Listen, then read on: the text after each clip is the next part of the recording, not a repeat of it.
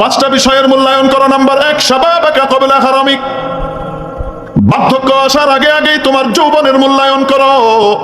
বার্ধক্যে পৌঁছার আগেই তোমার যৌবনকে কাজে লাগাও। এই যৌবন চিরস্থায়ী নয়।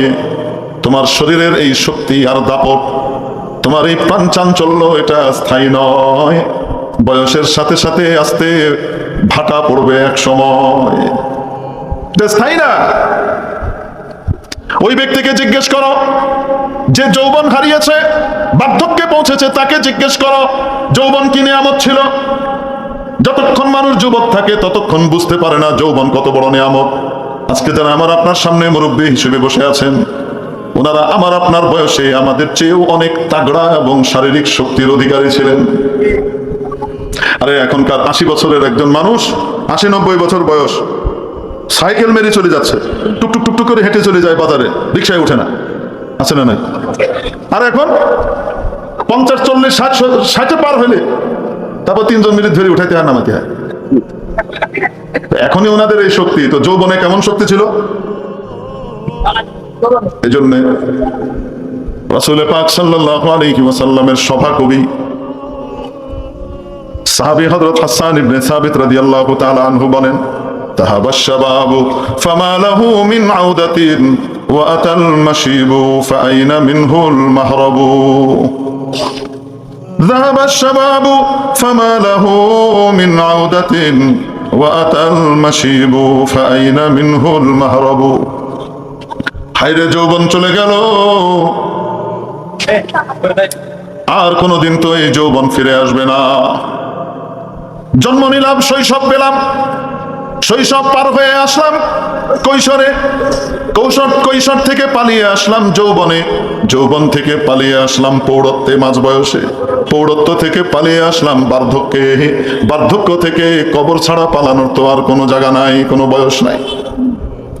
হাই কোথায় পালাবো? যাবার তো কোনো জায়গা নাই, কবরের সিগন্যাল চলে এসেছে। ও যুবক, যৌবন যতক্ষণ আছে যৌবনের কদর করো, মূল্যায়ন করো। হযরত আবু হুরায়রা রাদিয়াল্লাহু তাআলা আনহু ইরশাদ করেন, সহিহ বুখারীর হাদিস, নবীজি সাল্লাল্লাহু আলাইহি ওয়াসাল্লাম বলেন, সাবআতুন ইয়াযিল্লুহুমুল্লাহু ফী যিল্লিহি ইয়াওমা লা যিল্লা ইল্লা যিল্লুহ। 7 ক্যাটাগরির মানুষকে রব্বুল আলামিন নিজের আরশের ছায়া তলে জায়গা দেবেন, যেদিন মাবুদের আরশের ছায়া ছাড়া কোনো ছায়া থাকবে না। সূর্য মানুষের আধা হাত উপরে চলে আসবে।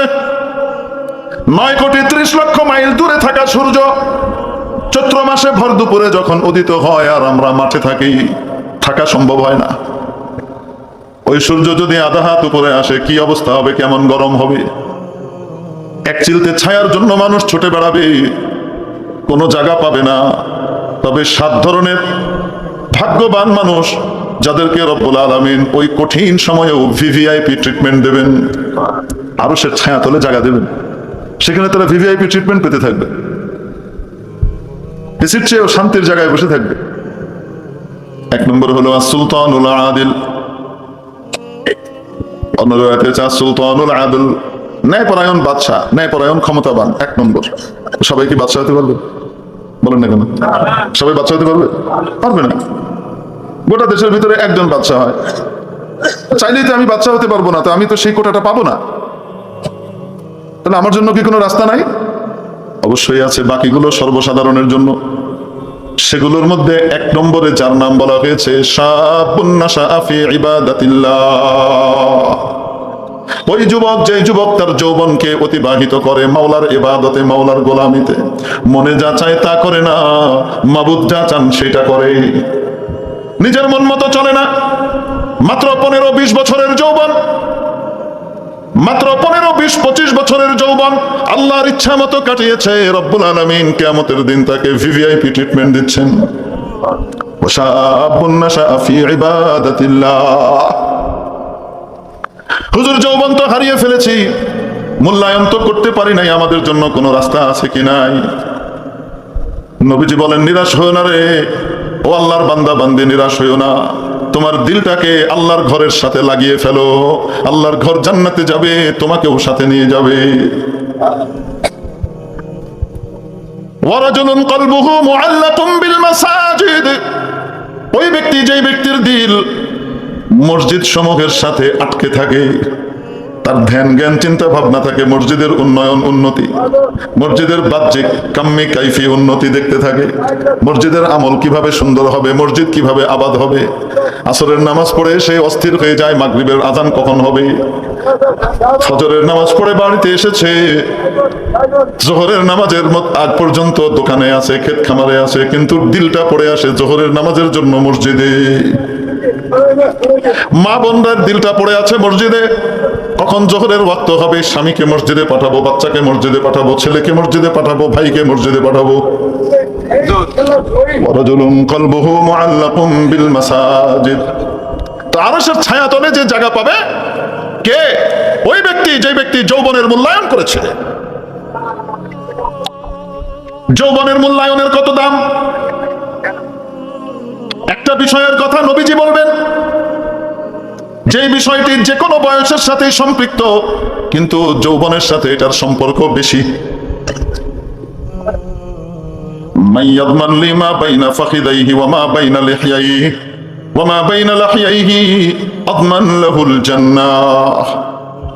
যে ব্যক্তি আমাকে দুটো জিনিসের গ্যারান্টি দিবে, এই দুটো বিষয়ের অপব্যবহার হবে না, যথাযথ সঠিক ব্যবহার হবে, এইটার গ্যারান্টি দিবে, আমি তার জন্য জান্নাতের গ্যারান্টর হয়ে গেলাম। কয়টা জিনিস মাত্র? দুইটা। এক, 2 রানের মধ্যবর্তী অঙ্গ, এর চেয়ে বেশি খুলে বলার দরকার নাই। 2 রানের মধ্যবর্তী অঙ্গের বিশেষ চাপ আর তাড়া থাকে যৌবনে। বুঝলো, বৃদ্ধ বয়সে তো অনেকে দিয়ে উল্টো পাল্টা করে বেড়াচ্ছে, ও বৃদ্ধ বয়সে করতেছে আসলে অত পারে না, কিন্তু ওই যে যৌবনে যে উল্টো পাল্টা করেছে ওই অভ্যাস চলতেছে। বুঝলেন মনে হয়? এটার আসল সময় কোনটা? এইটার শুধু যদি কেউ হেফাজত করে আর নিজের মুখের হেফাজত করে, যত্রতত্র এই মুখকে ব্যবহার করে না, আল্লাহ যেখানে পছন্দ করেন, যেভাবে পছন্দ করেন সেভাবে মুখকে ব্যবহার করে, গীবত করে না, শিকায়ত করে না, চগলখড়ি করে না, এর কথা ওকে লাগিয়ে গন্ডগোল লাগায় না, কাউকে গালিগালাজ করে না, বরং আল্লাহর জিকিরে, আল্লাহর প্রিয় কাজে, আল্লাহর দাওয়াতের ভিতরে নিজের মুখকে কাজে লাগাতে থাকে, তিলাওয়াতে কোরআনে কাজে লাগায়। নবীজি বলেন, এইটা আর এইটা 2 চোয়ালের মাঝখানের অঙ্গ জিভ, 2 রানের মধ্যবর্তী অঙ্গ গোপনাঙ্গ, এই দুটোর গ্যারান্টি যে আমাকে দেবে, আদমান লাহুল জান্নাহ, আমি তার জন্য জান্নাতের গ্যারান্টি দিচ্ছি, আমি দাঁড়িয়ে থাকবো তাকে জান্নাতে ঢুকাবার জন্য। যৌবনের দাম আছে না নাই? কিন্তু যুবক যখন মানুষ হয়, যৌবনে যখন থাকে তখন হুঁশ থাকে না। শাবাবু জুনুন, যৌবন একটা পাগলামি আর উন্মত্ততার ভিতরে পার হয়ে যায়। যদি তুমি আলেম ওলামার সাথে থাকো, দাওয়াত ও তাবলীগের লোকের সাথে উঠা বসা করতে থাকো, দিনদার পরহেজগার মানুষের সাথে থাকো, আল্লাহওয়ালা হক্কানি মাশায়েখের কাছে আসা যাওয়া করো, সোহবত উঠাও, জাকিরিন আর খাঁটি জিকিরওয়ালার সাথে থাকো, তাহলে তোমার যৌবনটা কেমন যেন পাগলামি হবে না, পাগলামিটা তখন উল্টা দিকে ডাইভার্ট হবে, আল্লাহর দিকে যাবে। তুমি তখন মাওলার পাগল হবা, আসল পাগল, আসল বুদ্ধিমান হতে পারবা। আমাদের তো মাশাআল্লাহ যৌবন পেলে পাগল হয়ে যায়, মুরব্বীদেরকে কোনো দাম দিতে আমাদের মন চায় না, মুরব্বীদেরকে তুচ্ছতাচ্ছিল্য করা বর্তমান সমাজের একটা বাজে কালচার তৈরি হয়েছে, যেটা আগে অনেক কম ছিল, বলতে গেলে ছিলই না। আগে আমরা দেখেছি বড় মাস্তানি করে, এই করে সেই করে, কিন্তু কোনো মুরব্বীকে দেখেছে মুখে সিগারেট খাচ্ছিল, চট করে সিগারেটটা পিছনে নিয়ে যাবে, কিছুক্ষণ পরে যদি দেখে যে পিছনে লুকানো যাচ্ছে না, তাহলে ফেলে দিয়ে পা দিয়ে জুতো দিয়ে মারিয়ে দেবে। দেখেননি মনে হয়? এখন তো সুবহানাল্লাহ, এখন আব্বার সামনে, বাপের সামনে, অমুকের সামনে, তমুকের সামনে সিগারেট ফেঁকে বেড়াচ্ছে। এই ধরনের তাচ্ছিল্য, মুরব্বীদেরকে অবমূল্যায়ন, এটা আগে ছিল না। এটা আমাদের দেশের জন্য, জাতির জন্য অশনি সংকেত। একবার 3 যুবক যাচ্ছে, পথের ভিতরে দেখলেন এক মুরব্বী বয়সের ভারে কুঁজো হয়ে গেছেন। কুঁজো হয়ে গেলে পিঠে একটা উঁচু হয়ে যায় না, কুঁজের মতো, উনি লাঠি দিয়ে টুকটুক করে যাচ্ছেন, পিঠে কুঁচ। তো মহব্বত করবে, মায়া করবে, করুণা করবে তো দূরের কথা, কি করছে, মুরব্বীকে কটাক্ষ করে বলছে, চাচা এই কুঁচটা কত দিয়ে কিনলেন? কি বলে? আমরা তো মনে করি না মুরব্বীরা তো কিছু বুঝে টুঝে না, সব বুঝ আমরাই বুঝি। আমাদের যুবক বয়সী যারা আছি, আমরা মনে করি আমি যে টাল্টি বাল্টি উল্টো পাল্টা করছি এটা মুরব্বীরা বুঝে টুঝে না। আমি যে ফাঁকি দিচ্ছি আর মিথ্যে কথা বলে অন্য কাজ করতেছি এটা মুরব্বীরা বুঝে টুঝে না। দাদা নানা কি আর বোঝে? ওরা তো কোনোদিন জোয়ান ছিল না, জন্ম থেকেই তো এই বুড়ো না, পার হয়ে এসেছে। আরে শুধু বুঝে না, অতি ভদ্র, এই জন্য তোমাকে লজ্জা দিতে চায় না, বুঝেও না বুঝার ভান করে চুপ করে বসে থাকে, ইগনোর করে। তো মুরব্বীকে বলছে, চাচা মিয়া কোঁচটা কত দিয়ে কিনলেন? তো চাচা মিয়া এরকম করে তাকিয়ে বলছে, বাজান অপেক্ষা করো, ফ্রি পাবা, অপেক্ষা করো, ফ্রি পাবা। একবার এক মুরব্বী হেঁটে যাচ্ছেন, এই কুঁজো হয়ে নিচে মাটির দিকে তাকিয়ে তাকিয়ে দুই যুবক যায়, হারাইছেন। মানুষ কোনো কিছু হারালে নিচের দিকে খুঁজে না? কি খুঁজছেন, কি হারিয়েছেন? মুরব্বী উত্তর দেন, জওয়ানি রাত দারি রাহকার দাম গুম। এই রাস্তায় আমি আমার যৌবন হারিয়েছি, যৌবনটা তালাশ করছি। যৌবনে যদি কেউ মূল্যায়ন করে, যৌবনে যদি আল্লাহর ইবাদতের অভ্যাস করে, 5 ওয়াক্ত নামাজ জামাতের সাথে তাকবীর ওয়ালার সাথে আদায় করার অভ্যাস করে, তাহাজ্জুদের অভ্যাস করে, চার ইশরাক আওয়াবিনের অভ্যাস করে, ইবাদতের অভ্যাস করে, যখন বুড়ো হয়ে যায় তখন চাইলেই সব ইবাদত করতে পারে না, চাইলেই মসজিদে যেতে পারে না, শরীর সায় দেয় না, না পারলেও তার জন্য ফুল পেনশনের ব্যবস্থা হয়, কারণ যৌবনের মূল্যায়ন করেছে আমার বান্দা, এখন পাচ্ছে না, ফুল দে। 2 নম্বর বিষয় নবীজি বলেন, ওয়াগিনাকা ক্বাবলা ফাকরি, তোমার ধন সম্পদ ধনাঢ্যতার মূল্যায়ন করো দারিদ্র আর গুরবত আসার আগেই। তোমার কাছে ধন আছে, ধন চিরকাল থাকবে না, আজকে আছে কালকে নাও থাকতে পারে। বিশ্বাস না হলে যারা নদী ভাঙা লোক তাদেরকে জিজ্ঞেস করেন, কত সভ্য সম্ভ্রান্ত ভদ্র মানুষকে দেখেছি, যমুনার ভাঙনে গ্রামকে গ্রাম উজাড় হয়ে গেছে, গ্রামের জমিদার টাইপের লোক ছিল, জমি আর জমি উজাড় হয়ে গেছে, ঢাকা শহরে রিক্সা চালাচ্ছে। লোকটাকে দেখে ভদ্র মনে হয়েছে, খুব রিক্সা চালকের মতো মনে হয় নাই। জিজ্ঞেস করেছি, তখন উত্তর দিয়েছে, বাড়ি হলো জামালপুর, আমার অনেক জমি জেরাত ছিল, সব যমুনা খেয়ে ফেলেছে, কিছুই নাই, ভিক্ষা তো করতে পারি না, হালাল কামাই তো করা লাগবে, কোনোদিন তো কারোর কাছে হাত পাতি নাই, তাই রিক্সা চালাই। নদীর এপার ভাঙে ওপার গড়ে, এই তো নদীর খেলা, সকাল বেলার ধনী রে তুই ফকির সন্ধ্যা বেলা। আল মালু গাদিন ওয়া রাহিন, আজকে তোমার কাছে ধন সম্পদ টাকা পয়সা আছে, কালকে নাও থাকতে পারে। যতদিন আছে মাওলার নেয়ামত, অতএব কাজে লাগাও, মাওলার অসন্তুষ্টের কাজে 1 টাকাও ব্যয় করো না। জুয়া খেলার জন্য, ক্লাব করার জন্য, অন্যায় করার জন্য, গান বাজনা করার জন্য, টুর্নামেন্টে নষ্ট করার জন্য 1 পয়সা খরচ করো না। আমি মাওলা তোমাকে অর্থ দিয়েছি, আমার প্রিয় জায়গাগুলোর মধ্যে খরচ করো বান্দারে, যা করেছো 700 গুণ করে বাড়িয়ে দিব। মাসালুল লাযীনা ইউনফিকুনা আমওয়ালাহুম ফী সাবিলিল্লাহ কামাসালি হাব্বাহ আনবাতাত 7 সানাবিল ফী কুল্লি সুমবুলাতিন 100 হাব্বাহ ওয়াল্লাহু ইউদাঈফু লিমান ইয়াশা। আল্লাহ বলেন, যে ব্যক্তি আল্লাহর রাস্তায় 1 টাকা খরচ করে, তার উদাহরণ হলো, প্রতিটা টাকার উদাহরণ হলো এক একটা দানার মতো, শস্য দানার মতো। ওটা যখন মাটিতে কৃষক দেয়, ওখান থেকে 7টা শীষ বের হয়, প্রতিটা শীষের মধ্যে 100টা করে দানা থাকে, তাহলে একটা দিল, কয়টা উঠলো? 700 আসলো। আল্লাহ বলেন, আমি একে মিনিমাম 700 দিই আমার রাস্তায় যদি খরচ করো।